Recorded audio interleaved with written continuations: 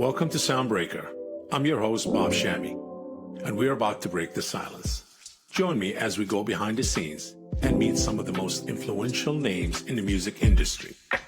Get ready for remarkable success stories that break the norms and defy the odds. From dreams to success, from challenges to victory.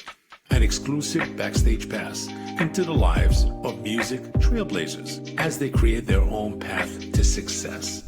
This is Soundbreaker.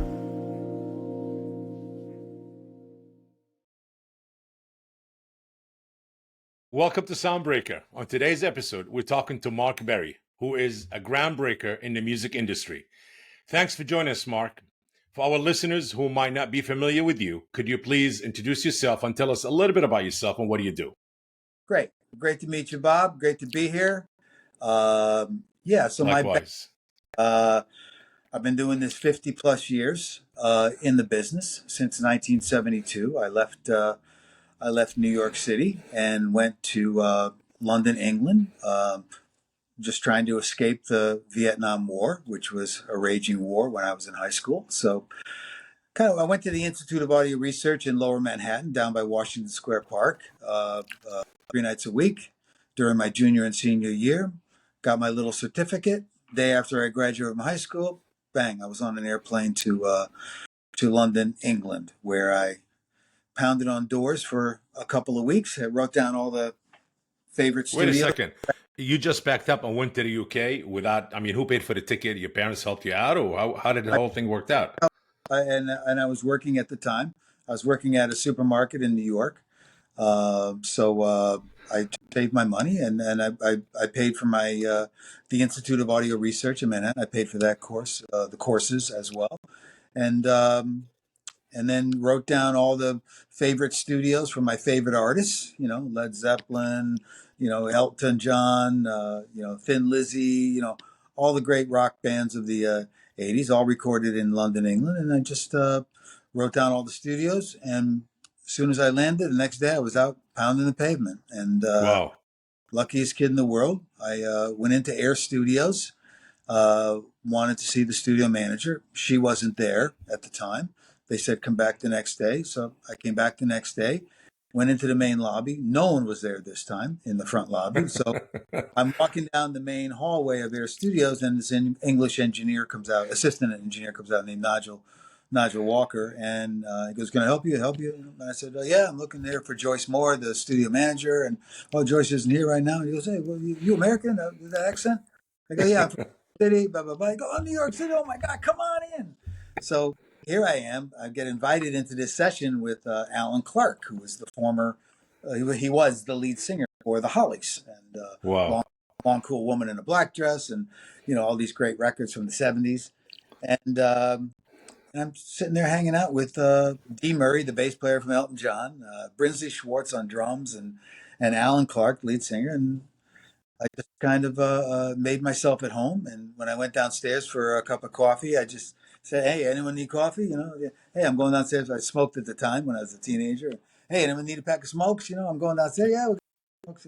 And that's, and then I came back. They said, I said, can I come back the next day? And they said, yeah, you can come back. Yeah, come on, hang out, Mm-hmm. So Joyce Moore finally came to me and said, hey, everyone really likes you. Do you want a job as an assistant? I was like, are you kidding me? So I took a job, and they hired me as an assistant engineer. And the studio was owned by Sir George Martin, who produced all the Beatle records. And then I was assisting Sir George and Jeff Emmerich, the famous Beatles engineer, on sessions. The first session that I assisted on was Live and Let Die with Sir Paul McCartney and Wings. So I did that, and I was just a T-boy getting coffee. You were one lucky kid from New York. I have to say that. Very lucky. I was in the right spot at the right time, and like I said, I was just a T-boy. I was just hanging out. But I'm hanging out with Jeff Emmerich. I'm hanging out with Sir Paul. I'm hanging out with George Martin. And I'm going, holy crap! This is like, I stepped in it. Are they paying you? Did you give you a salary or something, or No, like a monthly? In the beginning, no. I was just kind of like hanging out. Then they gave me like a small stipend, and I rented a one room one room, from an old lady in Russell Square, Uh-huh. not from Air Studios, and it was you know I was, hey, every day I was hanging out with like the next big superstar. So they used to put me with a lot of the American clients that came through the studio. So they put me with this girl, a lady named Carly Simon, and we recorded a record called "You're So Vain," and that was Hmm. the first recording that I got my name on as an engineer, working with Carly Simon and Richard Perry, and Mick Jagger sings background vocals on "You're So Vain," and just hanging out with the cream of the crop, the Unbelievable. best of the best. I couldn't ask for Wow. you know Wow. uh, a higher. I mean, obviously, you dived into I just answered my second question, which is what got you started in the music business. Well, just a question. Was it something you always wanted to be in the music business? Something you had Yeah, inside when you were a kid, like a passion? Because you yeah, said you got a certificate, you went to school, you yeah, got a job in the supermarket to pay for all of this. yeah. So So, it started out, my dad loved music. So, and back in the early mid '60s when stereo just first came in, I would yeah. my dad, hey dad, how come the vocals are on the left speaker and the drums are on the right speaker? And my dad was going, I don't know, go find out. He didn't. My dad was a scientist. He didn't know. uh, So so that's what I did. I just very started fascinating. studying it, and then I found out about the Institute of Audio Research, which sadly is no longer around. Yeah. And Yeah. then I had some great teachers, Irv Deal, John Vorum, who wrote the book, Yeah. Vorum, who wrote the Recording Engineer's Handbook. Well, actually, later in my career, when I came back from England, I Uh, worked at Vanguard Studios, and he was the chief engineer at Vanguard Studios. So I kind of like came back to this guy who trained me on how we did our workshops at Vanguard because the oh, studio institute didn't have a studio at that time. got it. Um, you worked with some of the names that were legendary name, which you just mentioned a little while ago, like David Bowie, Duran, and Carly Simon. You just talked about. Can you share a memorable moment that influenced you, or influenced your path in the music production and engineering? Well, certainly, just going to school initially to find out what this whole engineering thing, sound thing, was all about, Yeah. and like you're hanging out with Sir George, Yeah. and Sir George says, "Hey, Mark, could you go move that mic stand over the orchestra for Live and Let Die? Can you move that like 3 feet to the left?" And I'm going like, "What's he hearing that makes him want to move that mic 3 feet?" So I go outside, and it was a 63-piece orchestra for Live and Let Die. So I move it over and come inside, and yeah, it sounds different. So I'm saying, God, what did he hear that I didn't hear? But I Yeah. hear it. When I came back in, I heard, Better quality. yeah, I heard it. Yes. So Yes. kept pursuing it at Air Studios. It was the cream of the crop for engineers. John Punter, Bill Price, who did all the Sex Pistol records, John Middleton, who I worked with on the ELO Electric Light Orchestra recordings. So it was the best of the best in terms of the engineers that were working at Air Studios. Wow. Amazing. This is really amazing.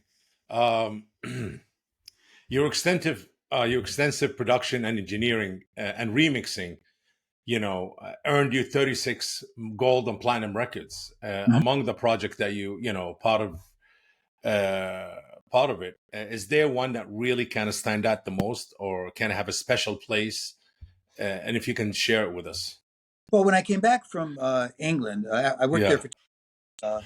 I was having immigration problems because I was just an assistant. I was a tea boy. Yeah. Any British kid could have done that, right? Run for coffee and cigarettes and stuff like that. Yeah. So I had immigration problems.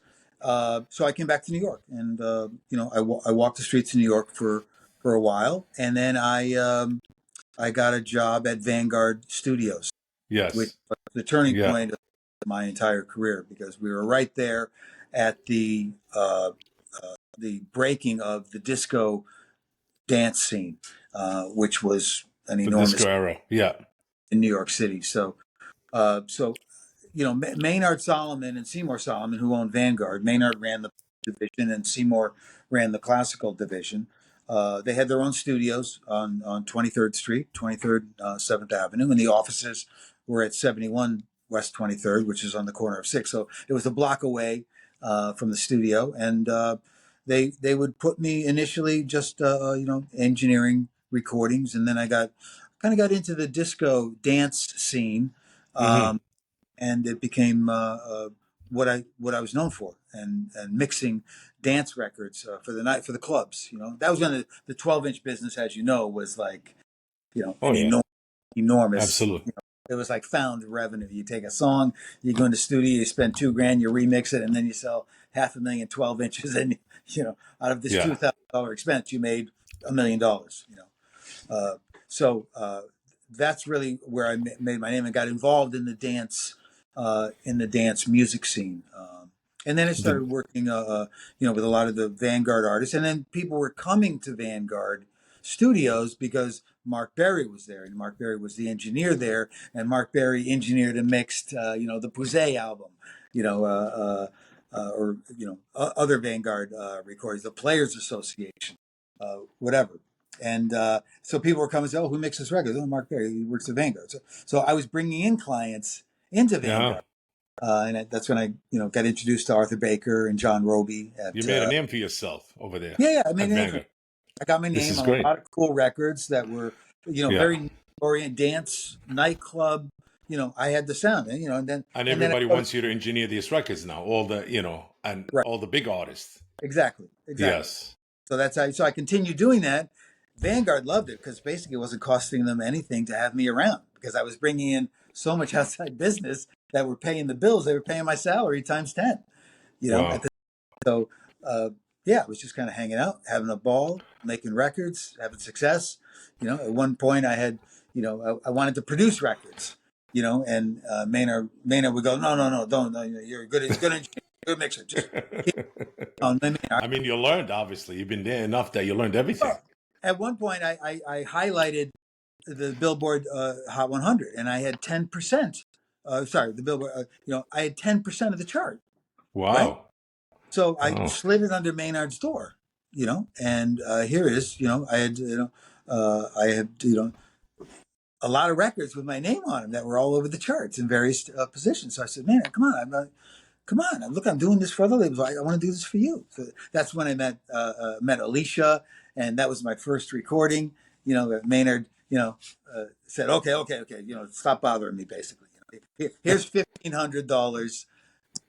Go make the record, right? wow.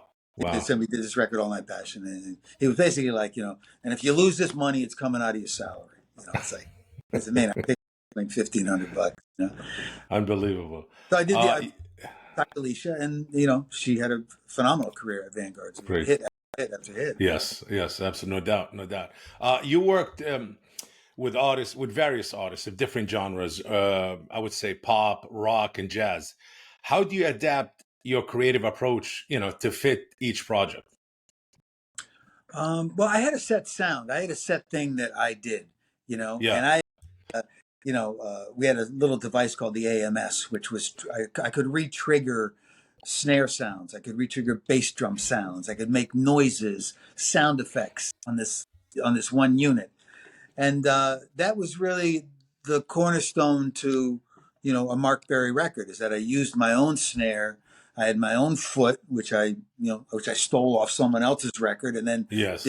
did to it engineering wise, and then put it back onto this new recording that somebody hired me to remix. So I was really putting my stamp on all these records, which had really hard hitting direct rhythms, Yeah.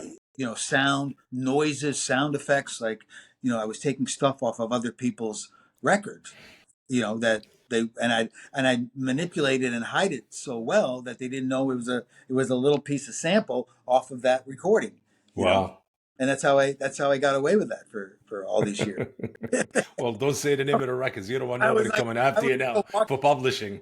I was like a walking lawsuit back then. I mean, yeah, doing various genres of music from classical to blues to orchestral work with Sir Paul on Live and Let Die, and various other sessions with Sir George as well.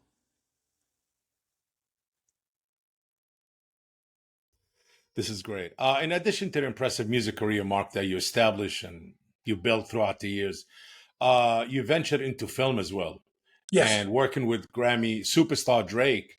Can you tell us about this experience, if sure. So possible? so we had a movie that we someone came to me with a film that was done by a schoolmate of Drake's at a private school here in Toronto.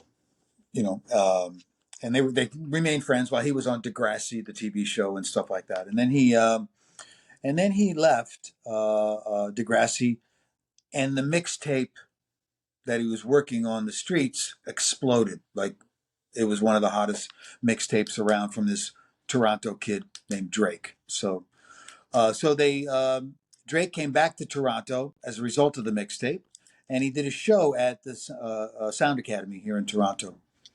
And I was approached to put the movie out, and so we picked up the film, and I was able to put a deal together with AMC Theater Chain through their specialty division called Spectacast. And Spectacast at the time was doing like, the opera on that Sunday to Thursday time period, no bums in the seats, no $8 Coca-Colas being sold, $11 bags of popcorn being sold. So that time period is what they farm out to third party thing. Could be the opera, could be the wrestling, could be UFC. But people come into the theater, they see the event, whatever.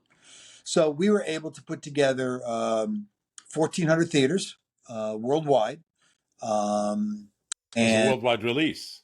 worldwide release. Yeah, yeah, Yes. over 2 nights, and it was very successful for us, and it kind of got us into the movie business. So, and then we were able to through Paul Schindler, our lawyer, my longtime lawyer and friend. Uh, uh, we put together a deal with James Prince for the broadcast and DVD rights at the time. Um, for release internationally. So for us, it was a win-win situation, and it was very successful for us. And I said, I kind of like this movie business, so we kind of continued venturing into it, and now we're full scale into film, television. We acquire content.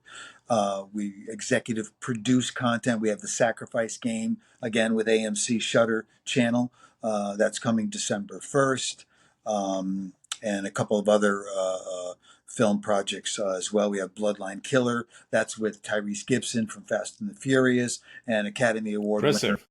Bruce Dern Yes. in the movie as well. So we were able to, work with a third party investor, last guy in, first one out, partially funded films. You got a $3 million, low end budget. You've raised 2.5 million. You need a 500,000. Great. I'm able to go to my guy on Wall Street and say, are you in? He goes, okay. Is the movie up and running yet? Is it being shot? Do we have committed actors? There's criteria that we have to go through. And yeah, that's how we get these done. We're now involved with acquisition of third party rights. So we have now the Smoke and Joe Frazier story, I which heard we just about that. we Yes. picked Yes. that up at Toronto Film Festival. Amazing. Uh-huh. So with those extended rights from the family as So well. you So we've own the rights to make the movie yourself now. got to own the rights, lock, stock, and barrel. We've got You family just rights. need to fund it. Great. They're putting funding together right now. Yeah. We have a script from Daniel David Stewart, who wrote Officer and a Gentleman, The Last Sacrifice, The Blue Wow. Lagoon. Well, We've got congrats. This is great. Definitely Emmy great news. script. So yeah. Now we're trying to put together a director team. We're going after actors and actresses now to Great. start. I mean, So obviously, you had an incredible career and journey so far in the music industry. Something I'm sure you experienced, we all did. Um, the music industry known for its setbacks and challenges. And can you share if some of the difficult moment that faced your career and how did you overcome it? Well, you know what kind of set me for a loop was the whole digital aspect of things as an engineer, because my background in engineering, I come from an analog world. So, you Yes. know, I wanted to reel a tape on the tape machine, and I wanted to hear the tape moving. And also, as an engineer, we used that tape as a third instrument. You could manipulate the tape sonically. You could load it up with level, and when it played back, it came back louder because you saturated the tape with more sound. So there's things that you can do analog wise, you can't do those digitally. So I never really followed that digital curve as an engineer. But I continued producing, and thankfully my ears still work, and I can hear a hit record still. So, but I never followed that digital curve, and quite frankly, I wasn't interested. Because for me, it kind of the music sonically kind of lost. They lost all the peaks, the valleys, the sonic things that you hear as an engineer of nearly 50 years. You hear things, you go, yeah, that's the way it should sound. And it's a recording that was done many years. What I say, you kind of learn to adapt to digital and all of that, because as you said, you Yes, came from an analog world. Yes, yeah, yes, yeah. yes, I yes. had to adapt because I mean, no one's making tape anymore, right? There's No. no. I mean, there's maybe two analog studios in the world. Yes. Uh, but yeah, I had to. Interesting. Very inspiring. Mark, what's the common misconception that people have about the music business or the music industry in general? Well, they think that big hits just going to drop out of the sky, which in this day and age doesn't. You have to promote and market your recording. And we have a label services division here. We're distributed through a division of Sony. And we do Spotify playlisting, we do film, television, video game. We put all kinds of music into film and TV globally, and then we have digital radio that we service. And these kids are making these recordings, but they're not allowing any additional funding to be spent on promotion or marketing. They say, "Oh, I spent all my money on the record." I said, "Well, that really wasn't a wise move because you need to promote the record because it's such a noisy field globally." Right? I mean, I think 280,000 songs a day are up on Spotify alone, just one platform. So it's a very noisy field. You need to break through, right? You need to create value for your masters and copyrights across many different avenues of income generation. One being Spotify playlisting, the other being putting a song in a movie, a TV show. Hey, we put a song in a European car ad, and he paid my client 175,000 euros for a European car ad on a 12-month term. Hey, if that director of that car ad wants that song bad enough and he thinks it fits perfectly with his visual, right? They'll pay you for it. As you know, the music business is based on collaboration and relationships. Any memorable collaboration that you would like to share with us? A story Oh that yeah, yeah. someone kind of you work with and left an impact on you? I left. David Bowie was had great ears. And I remember meeting him in his manager's office in New York for the Never Let Me Down record, and Yeah, and we're all sitting around. I'm like nervous. I'm hanging out with David Bowie, and I'm like, okay, what are you looking to do, David? What do you hear from this? What do you? He goes, Mark, just do what you do. You're here because I like what you do. Just do what you do. And there were like no restrictions whatsoever on how the was going to sound, right? interesting. Yes. Um, technology obviously has a significant change in the music landscape and affected a lot. And I look at it more in a positive way. Have you had advancement in technology, or how should I say, how advancement in technology helped you and influenced your work in the music industry as a whole?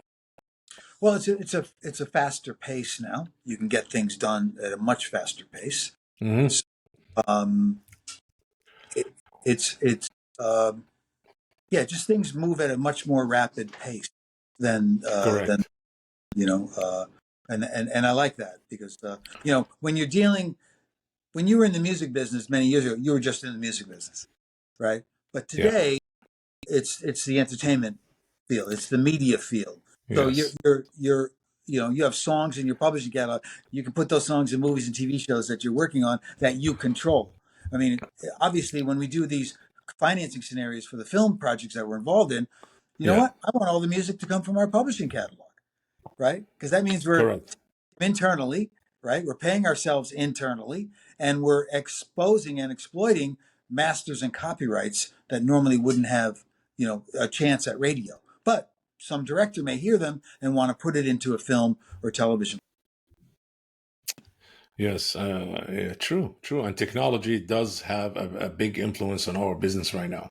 I Oh mean, as you yes, said, on you that the cannot film. just be in the music business. You're in the music business, and you have to be also in the tech business to help advance your business from Absolutely. deliveries and all of that. Yeah. Yeah. Um, how do you stay updated in the latest trends in the business? So what keep you going? Like, what is it? Social media? Is it certain things you listen to that keep you updated in what's happening? And how do you continue to learn more Yeah, about social what's media going on? definitely there. We definitely have our nose to the street in terms of what's Yeah. going out there. Very important today. And we're always looking for new projects, whether they're partially funded or whether they're just a script idea or a biopic idea. We just got involved with a biopic on Lou Gossett Jr. Hmm. Who coincidentally, Yeah. Daniel David Stewart wrote the Smoke and Joe Frazier movie, and Daniel David Stewart wrote Officer and a Gentleman as well. So it's kind of full circle, from many years ago. But yeah, we're always keeping our nose to the street and finding out what's going on. Always picking up on new film and TV projects because I really believe that that's where the entertainment sector's going, especially with the expansion of the streaming networks worldwide. It's very, Yes. very, very powerful. I have started this podcast because I stumbled on some of the greatest or great stories during my 25 years in the business, or 25 plus, I would say. I figured why not inspire others like myself and you and other people, great guests that I had and I'm going to have, and in the path of their unique career. Now, as you know, there's a lot of gatekeeping in this business. Gatekeeping, and how just to kind of help our listeners, how can they overcome such situation when they come across it, because there's a lot of that. Any tips from you? Yeah, I think here's a great tip: own it and control it. Right from Own it the and control it. copyrights that go into Yes. a movie, own and control the script of a movie, to the production of the movie, to the music that goes into the movie, to the selection of the director, to the selection of the actors. Well, we're Because talking about the movie side of it, so which is great advice on the visual and in the film side of it. But as far as the music, own it, you said, and control absolutely, it. absolutely, Yes. any band, artist. I mean, anyone can record a record there. It's not like, back in the day, I would go into the record plant studios and it was, $4,000 US a day for me to hang out in that studio for the day. I wanted to lock out that studio for 24 hours. It was probably three and a half, $4,000 US back in the early 80s. Yes. There's no excuse for a band or an artist where they can't go into someone's basement facility that's got the same gear as a five-star recording facility digitally, right?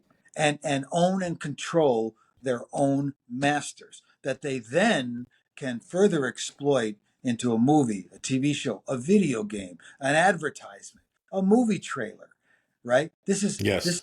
you need to create value for your masters and copyrights. The business today operates on a 4-to-1 principle. Okay. If you say, Yes.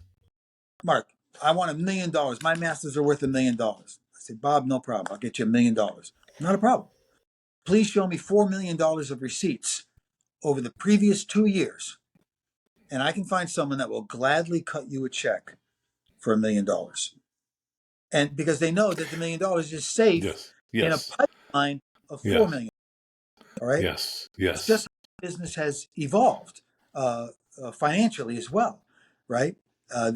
30 years ago, I found a band here in Canada, and I was able to, through all the buzz and hoopla and everything, I got him a $1.5 million recording contract with EMI Music. Wow. The deal was so big, it was Yeah. between EMI Canada, EMI LA. So I got him that.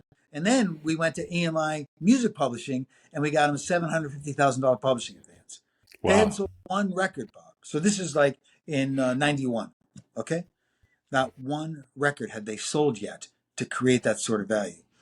If you want that type of a deal today, you better bring 4 times that amount to the table.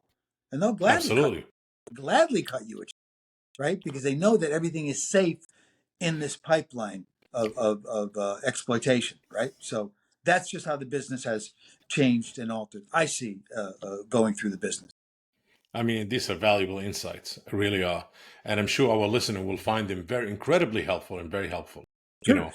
Absolutely. Before we wrap it up, anything that you like to plug in, any new projects, something that you're working on special that you want to plug in?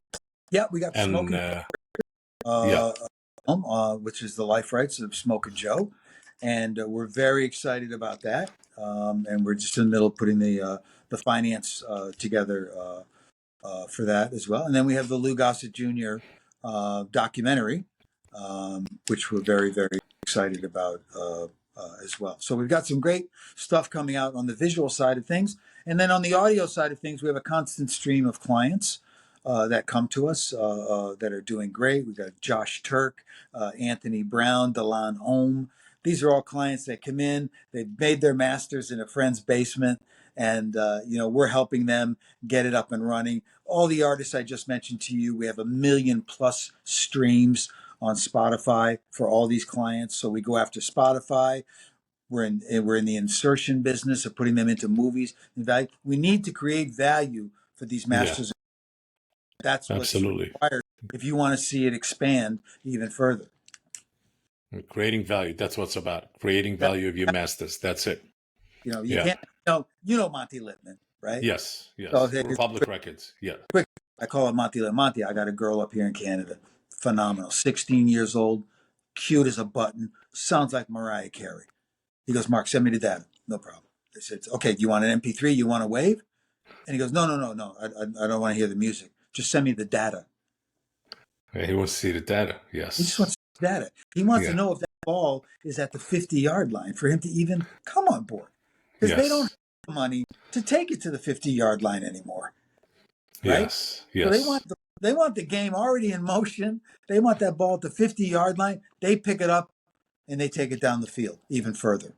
Right? Yes. And that's where Monty Littman, okay? Uh-huh. Uh-huh. A legend in Well, the business.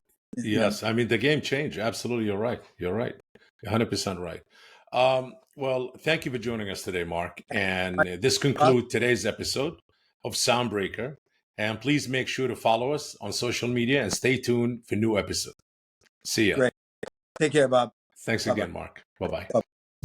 This podcast is presented by Music Dash, world's first AI-powered independent distribution CMS. If you enjoyed today's episode, make sure to share the Soundbreaker Podcast. And if you are joining us on YouTube, please like this video and subscribe to the channel. Until next time.